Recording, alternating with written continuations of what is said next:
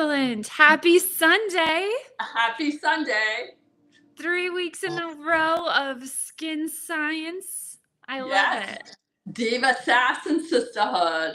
That's we're all ready for that. Excellent. So we're talking about menopausal skin this week. Yes. A lot. That, the over 40, I think, what happens, we wake up one day and all of a sudden we go, ooh, why is that happening? Why is my skin dull? All those things, it's just kind of like, and you don't expect it. Right. No, well, and one of the things that I've noticed is like, I'm getting these breakouts starting again. I'm like, what is that about? I should not be breaking out now. So yeah, why? Why would my skin start breaking out? It's all related to hormones. And because your testosterone hormone is going differently, your estrogen has dropped, your testosterone is like increasing. You're looking at, not only are you looking at the skin and breakouts, you're also looking at like hair that comes from nowhere, and we want these fabulous eyebrows, but then all of a sudden we have hairs on our chin that we're like, oh my God, where that come from? Wrong place. Put it back on my eyebrows. Put it back on my brows, please. But it's really, the breakouts are the body's inability to regulate the oil, and also if you're overloaded with toxins, it's going to present itself, especially around the jawline. And that's where you're going to see these big, and most of them don't come to a head. This sounds really gross and yucky, but they don't come to a head. They're just underground and they stay underground. And then it's like, oh my gosh, why is this bump here on my jaw? And why is it staying underground? So it's really, it's not a great thing that's happening. So it's, you don't love having these breakouts, but a lot of it can be regulated or taken care of with your diet. So it can make a difference. So what do you do with them when you have those breakouts that are so deep? You just kind of let them?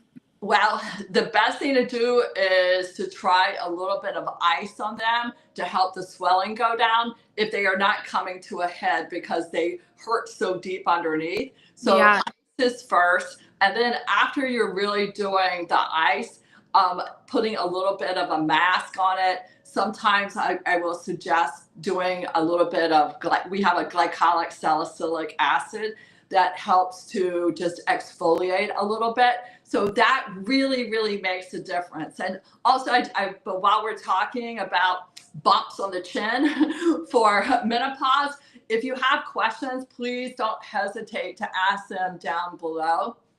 Hi to everybody who's joined us. But definitely please ask your questions. But for sure. Yes, to talk about menopausal skin, to really get the answers of what you're looking for and how to fix it, repair it, heal it, all those good things. Absolutely.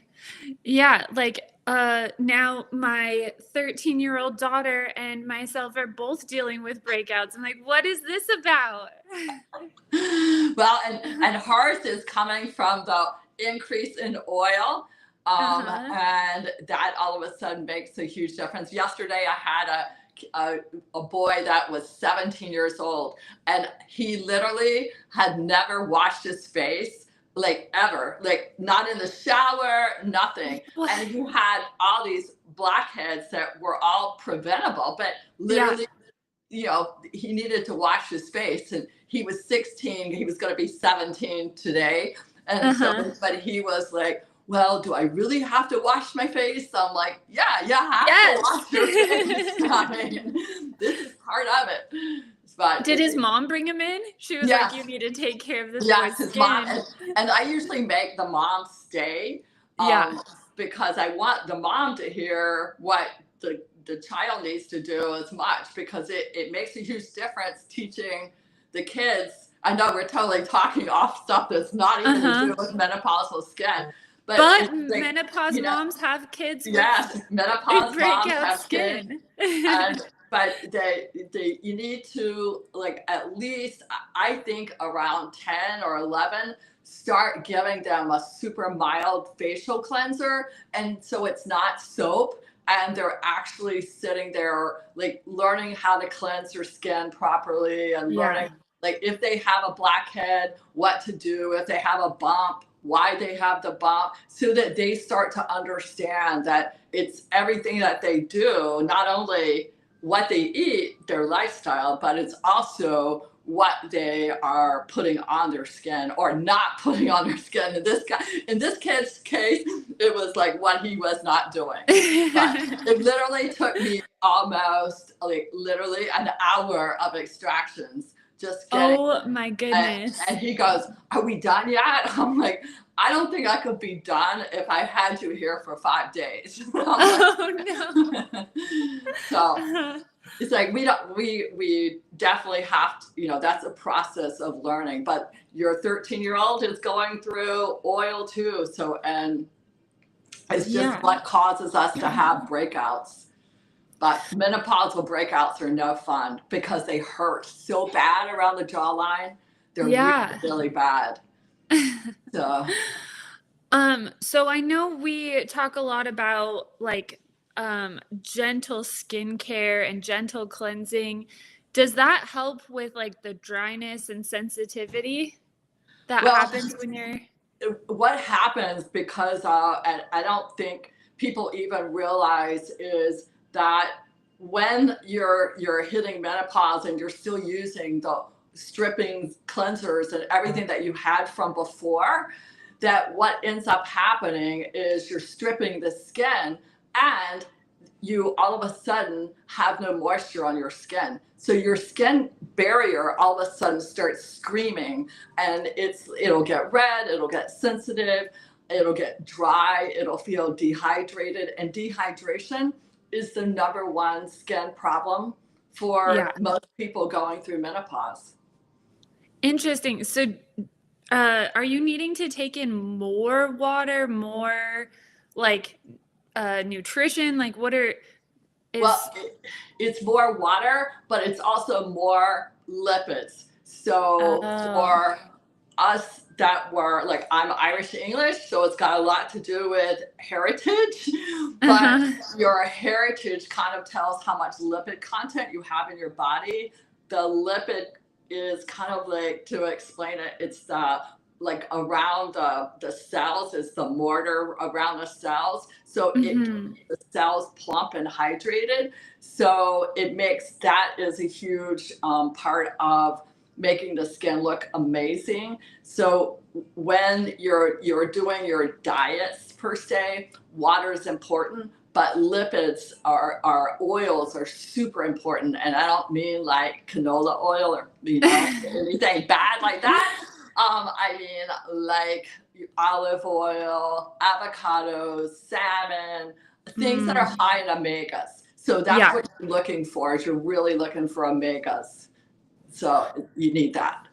So what about, so that helps with skin firmness. What about collagen? Collagen is built from the creation of proteins. So as we're going through menopause, we see a decline. And I think part of this is not only lifestyle, but it's kind of like what we've expected to be in aging.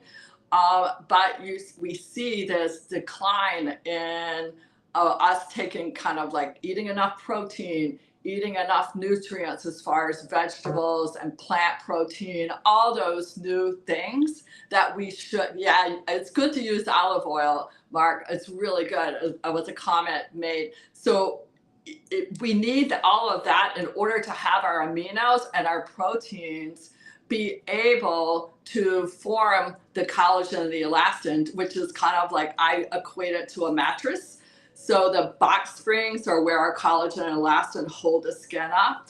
But the collagen has to be built from aminos and proteins. And when that happens, your skin looks great and it looks amazing. So it just is a process.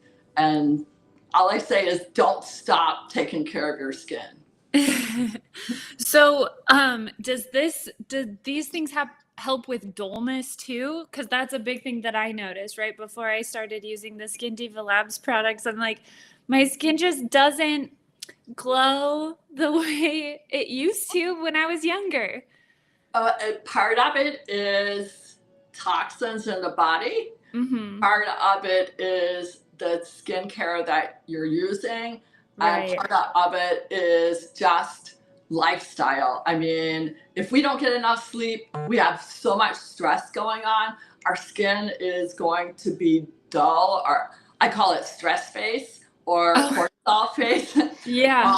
But the dullness is because the skin's not getting all the nutrients it needs. Like it's not getting the ceramides, it's not getting peptides, it's not getting NAD, it's not getting all of these things because we're not feeding it back into the skin. And when you're feeding it, predominantly a plant-based diet really can change as far as putting a glow in the skin, because your body, your skin is coming from everything you're eating and everything you're doing. Right. So, that helps with the glow, but we talked about it briefly when we first jumped on. What about that unwanted facial hair that happens in menopause? That unwanted facial hair is hormone driven, Uh-huh. and you're needing to, like, unfortunately, it's going to be a part of your next 40 years of life or 50 years of life. And your estrogen has dropped, your testosterone has increased. Bioidentical hormone replacement therapy will help tremendously. I encourage everybody to really investigate it. And I'm like, don't get one size like stays, like one size fits all. It's not that easy for bioidentical. You really need to find somebody who's going to do a blood test, and that blood test or P test, either one, there's a Dutch test, those are going to tell the hormones. But those hormones drive the hair, and you can get rid of the hair very simply with waxing is my all-time favorite part, because you want to kill the hair follicle. So if you're waxed properly, it doesn't break the hair, it actually kills the hair follicle. So that's kind of what you're looking for as far as the unwanted hairs. Some people pluck them. I just think it's a waste of like energy and time when waxing is so much easier and it can do it. Some people talk about having laser done. The Yeah. lasers are really great at doing it if your hair is dark. If your hair is gray or very, very blonde, it's still not quite as great on that color of hair, because it kills by the follicle, by the hair color. So Oh, wild. yeah. So we noticed the changes. We've got a little bit of dullness. We've got hair growing. What about your overall like skin, like how oily it is versus like you used to have dry skin, now you have oily skin? Like is that part of it too? That is definitely part of it.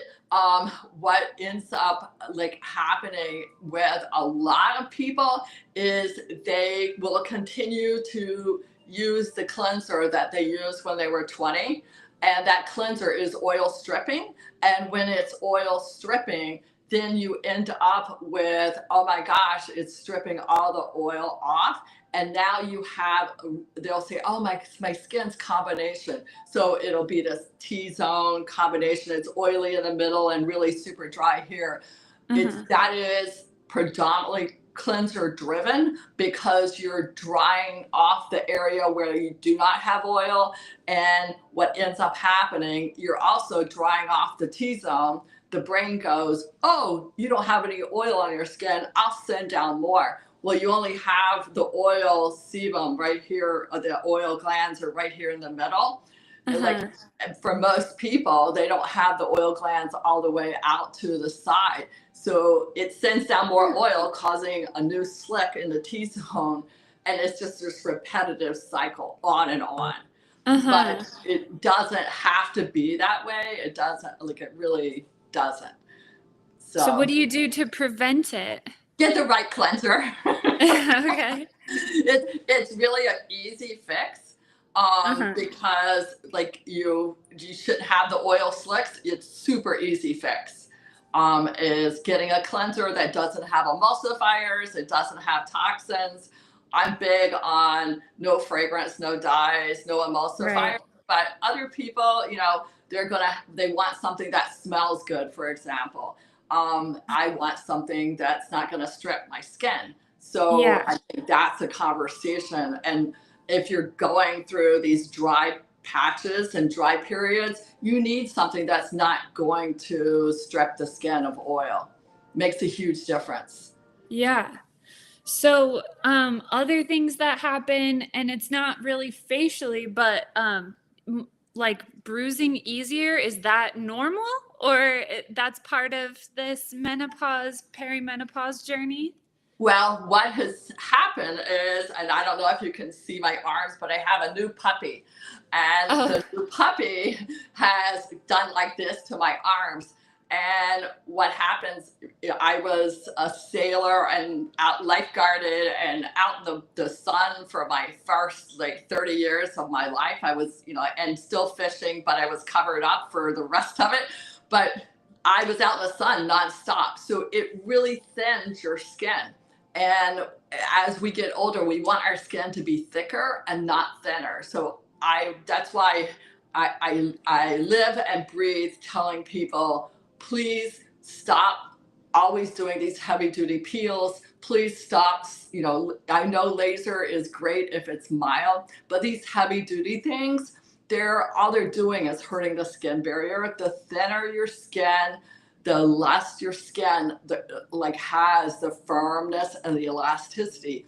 Your skin will not have the ability to regenerate. So the thinning skin and also like the bruising and the marks comes from skin that is not thick and it's not healthy because it's been harmed by the sun and constantly like worn down. And it's a combination of the thin skin.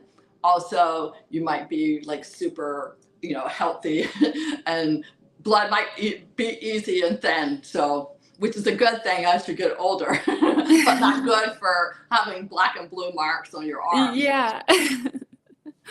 What about, okay, so this is something what about hot flashes? I've not experienced these, but like, I imagine if you're sweating and getting hot and your face feels red, like, how do those affect the skin after the hot flash? Hugely. I actually have two people I work with. They're going through this whole hot flash, no sleep routine.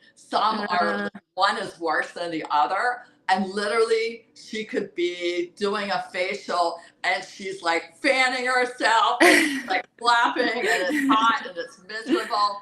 And and because she's perspired so much, the perspiration is dumping all the water out of the body. So it is a replacement of water to the body in order to get it to, and there's a thing for the barrier, it's called it's a big fancy word, transepidural water loss, or TEWL, where the water escapes from the body. And when you lose that, it causes more dehydration. So it's like compounding the loss of water, the loss of lipids, the loss of what we know as our normal life, menopause. And when that happens, those hot flashes really drive that skin to not be and feel healthy and look healthy. Yeah.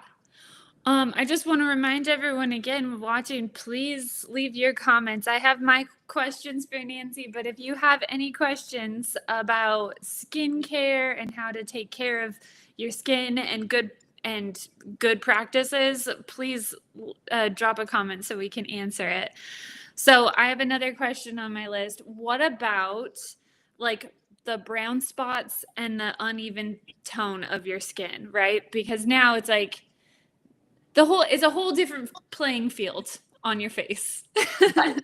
Completely. So for some people, it doesn't even faze them because they've been out in the sun for so many years. They don't care whether they have brown spots. Other people, it really bothers them.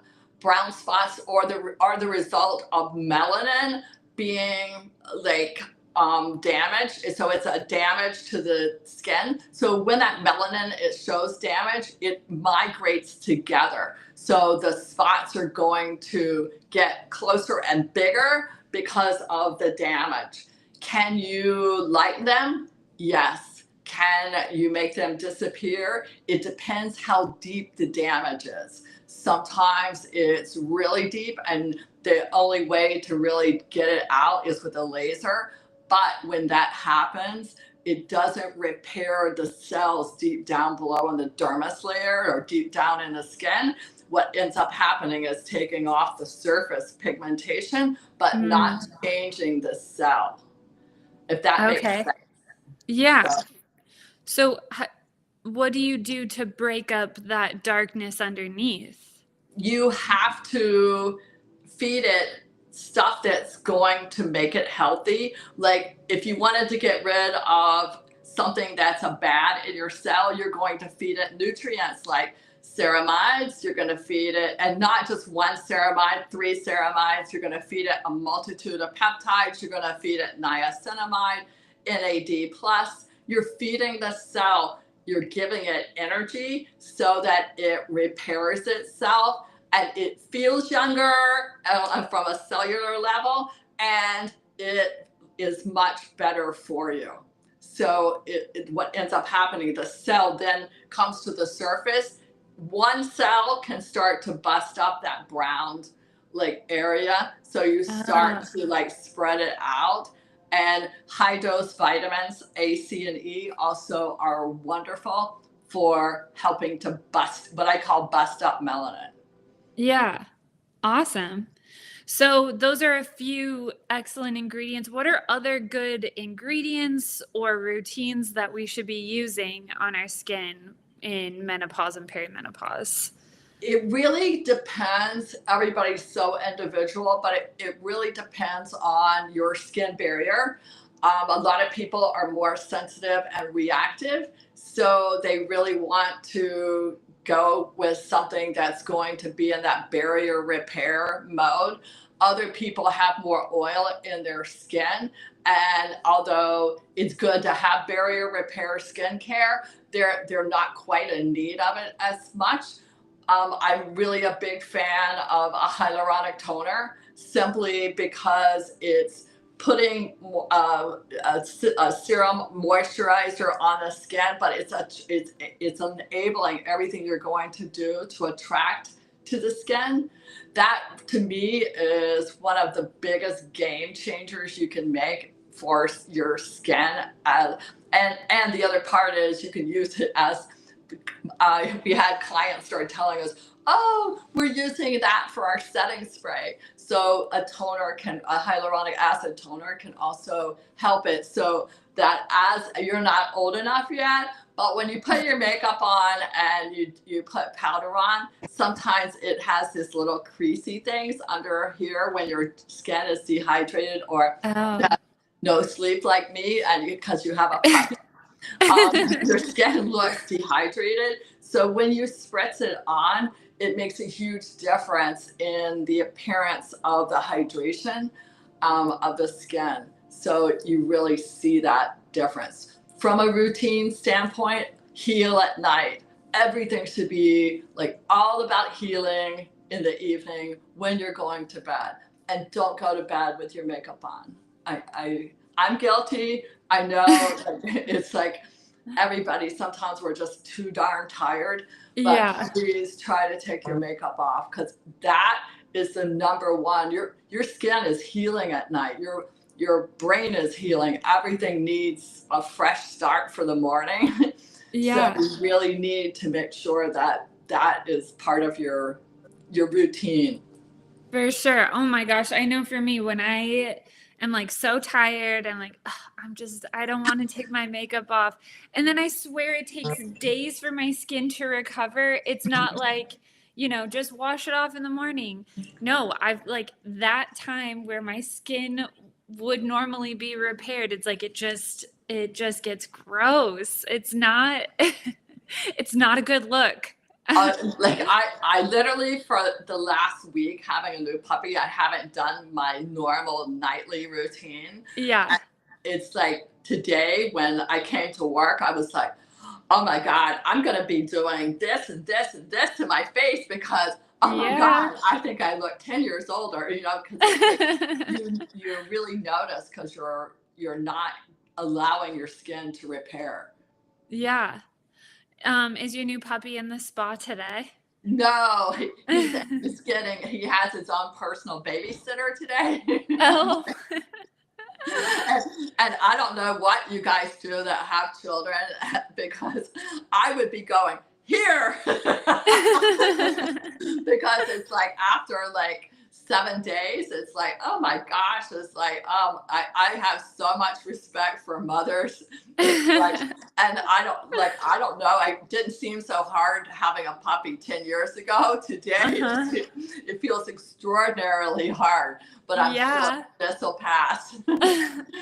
No, I've had babies, I've had puppies. I'm telling you, I think that a puppy is so much harder because when the baby, like you can pretty much, when the baby's like little, you've got diapers, you've got bottles, you got Right, puppies chewing on stuff. You're like, I right. cannot control where they have accidents. Like, It's crazy. I mean, you can't even like put your pants on yeah. without like, and he's right there, and I'm like, okay, let's try this in the crate. Yeah. Oh, well, he's so cute. So I saw Mark left a comment that he said he uses olive oil directly on the skin. What do you think about using olive oil directly on the skin? I think if you have a fabulous organic olive oil from maybe California or Italy, where they have amazing olive oils, Yeah. then I'm like down for it. When you have a processed olive oil that is sold in the grocery store, I'm not sure that you want that part of it. When it's done on the farms in Italy, I actually like I have a client who goes every year to her cousins and helps to harvest the olives. And she'll bring back these, and the olive oil is just simply amazing. But her Yeah. cousin, who is Italian, like drinks olive oil every day and just slathers it on her skin. And it's a different grade of olive oil. It's Yeah. not what we see as olive oil here. Right. Not the regular cooking olive oil, not that. You want the good stuff. But the great part of it is it's putting lipids back in your skin. And you want, from the olive oil, you want those lipids. Oh, and Mark says he prefers Greek olive oil. Good, yes. So, it makes a huge difference. It definitely does. Yeah, absolutely. So we really want to focus on hydration. We want to focus on good nutrition. Um, Anything else that we can do topically, internally? What do you think is like, okay, do one thing, one big major change that everyone can take away from this today? If one major thing that could make you glow is really, and this has nothing to do with skincare, although skincare will help, but it's really changing what you put in your body. Mm-hmm. So, from a water content, from a nutrient content, from like ditch the sugar, ditch the processed foods, that really can change your skin. Like, so besides making you healthier, it can truly change how your skin glows, and that's the like number one. and I've been doing like the nutrition and the skin and aesthetics for a long time. And when I get somebody who is a chronic sugar person, or they love alcohol and love to drink, when you get them to combination, change their skincare to something that is healthy for them, plus change what they're putting in their body. Yeah. It's a game changer for the glow. I mean, game changer, hands down, makes a difference. And is it ever too late to start? Never. I'm telling you, yesterday I got to see my little 89-year-old, soon to be 90-year-old client, and she's so adorable. She is, and I'll have a quick story. So she couldn't come last week, and I was like, oh my gosh, why didn't you come? She goes, well, I was getting off a boat and I fell in.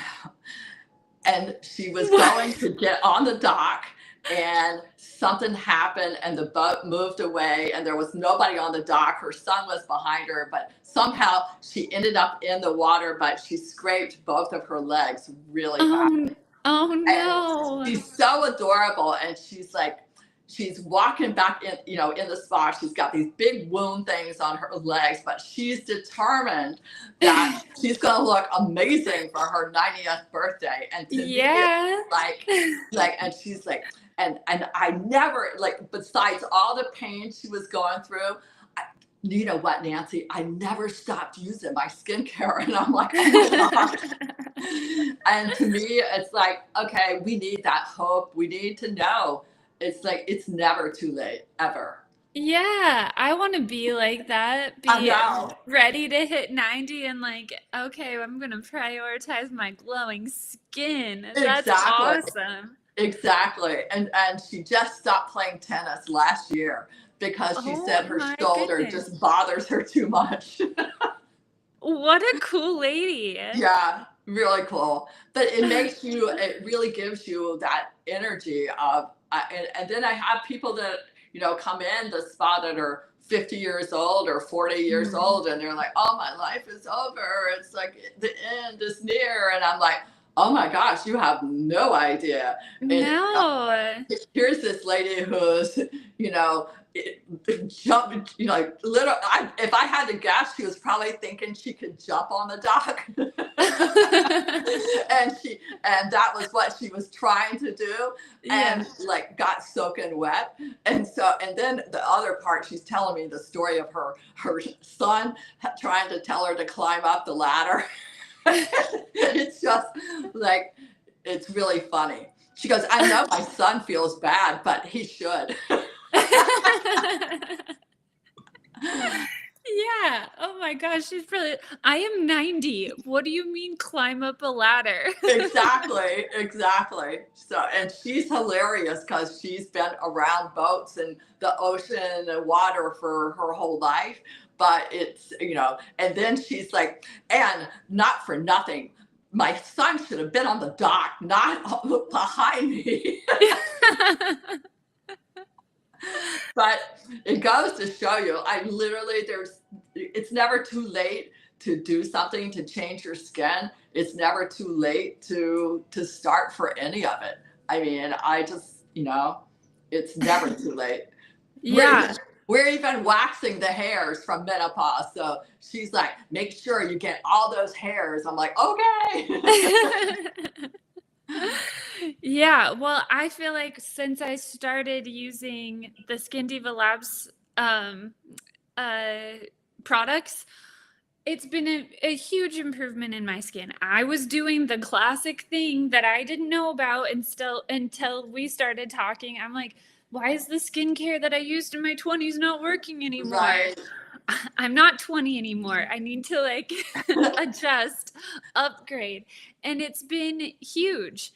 The other thing that I'm like super aware of now, I look at we talk about genetics, right? I see my mom's skin and I'm like, oh my gosh, if I get this saggy jawline like my mom, I don't think I can handle this. I don't want I don't want it.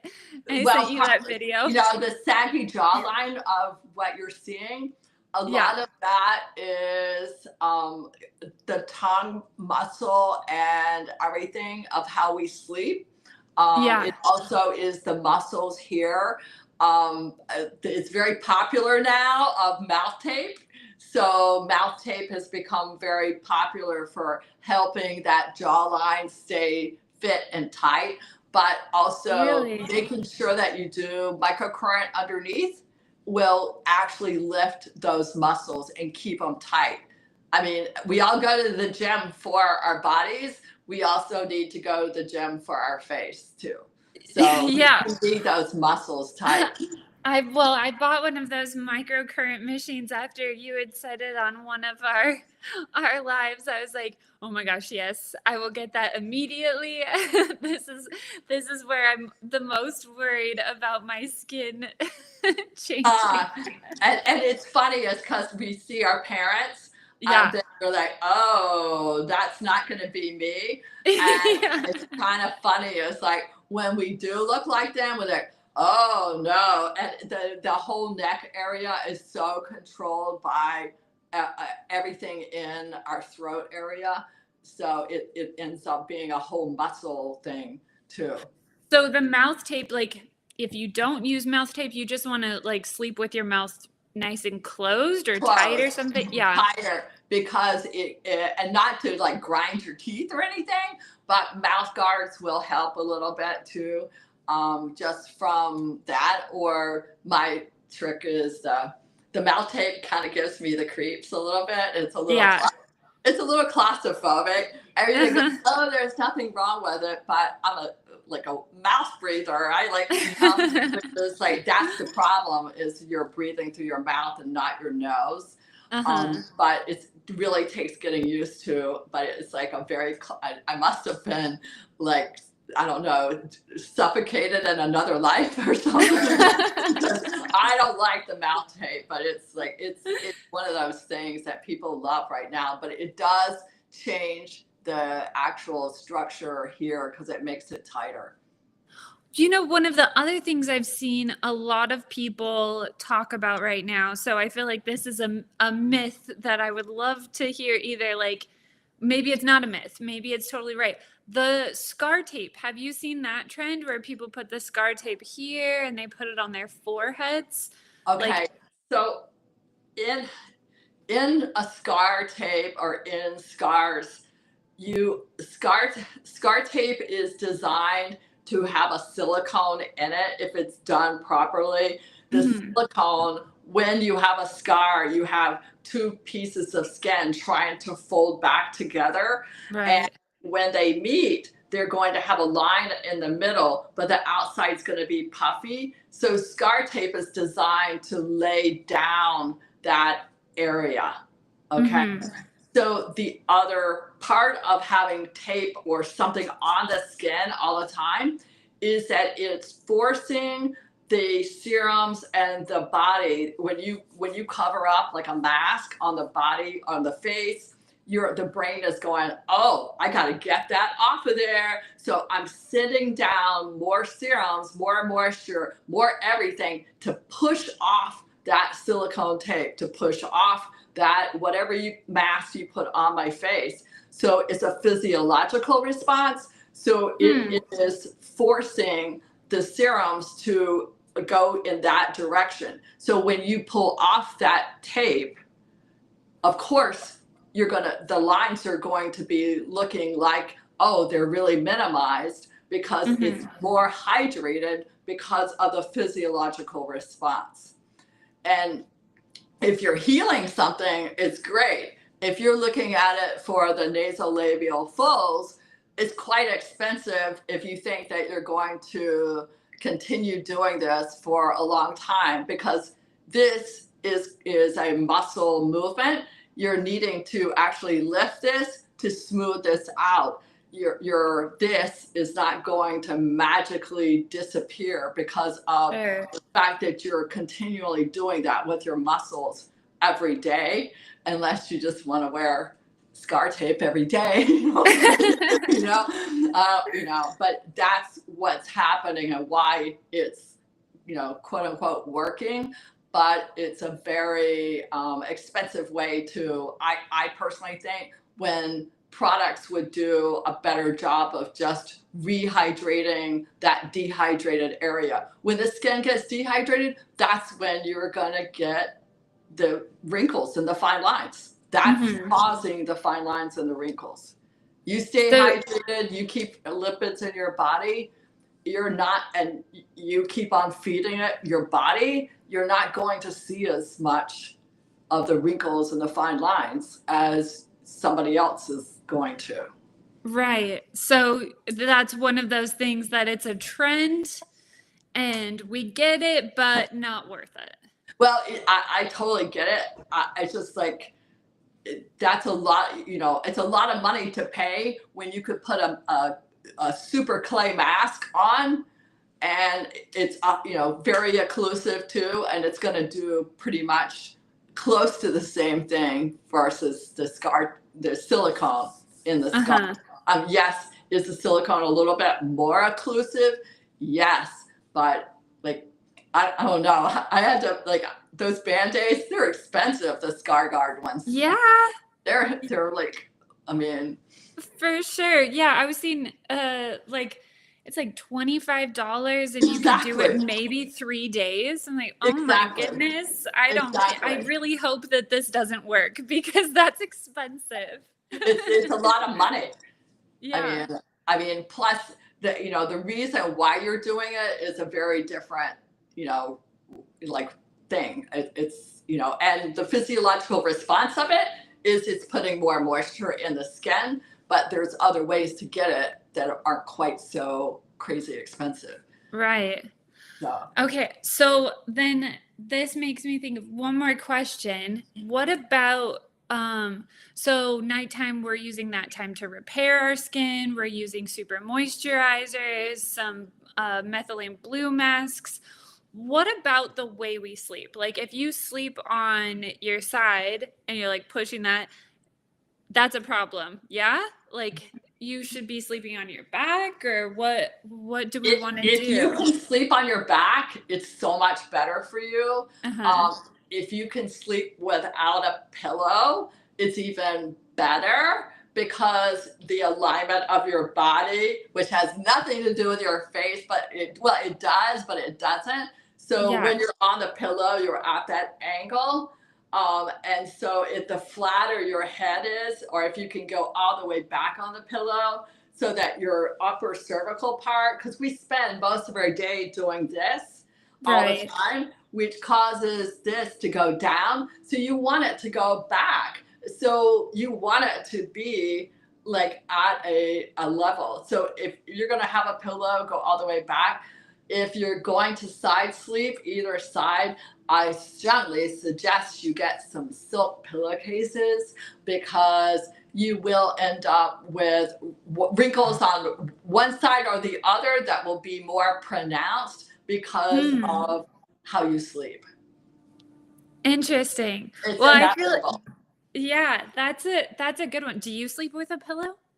I sleep on the top of the pillow, so I have my shoulders on, like my shoulders are almost on the pillow, or I sleep with no pillow. But I'm very fortunate, I can pretty much sleep anywhere. So I could sleep on the floor if I really had to. It doesn't really make a difference to me.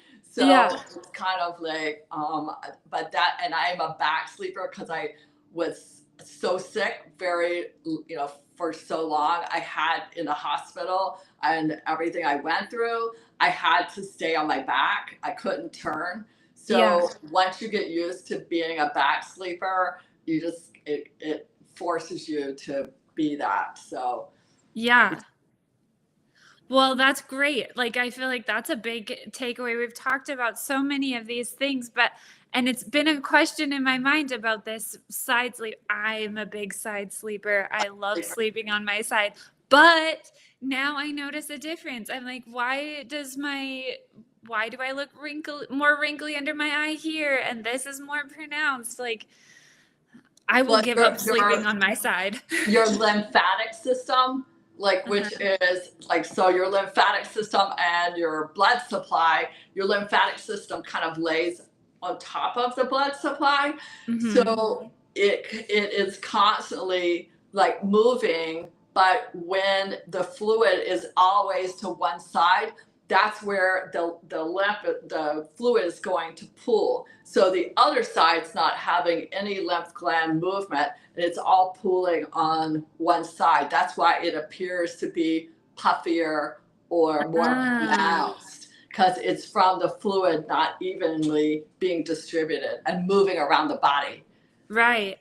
So if you sleep on your back, all of that fluid pulls back, and then down your but neck. you're wanting it to go is to your lymph, where it's going down to your lymph glands, and that's your healthy movement. Oh, okay. See, that was a good one. I like this one. Little tips. Yeah. Little beauty tips. Sassy beauty tips. Yeah, I love it. I love it so much. So that was all of my questions. I think we did get a good ado from Mark. Enjoy it and live life. That was nice. Thank you, Mark, for all of your comments. Appreciate you engaging. And we're doing Diva Sass and Sisterhood Sundays. Loving this. So be sure to join us for next Sunday. And it's a pleasure. Have a great Sunday. Yeah, thank you so much, Nancy. Yeah, thank you. Thanks for watching, guys. Bye.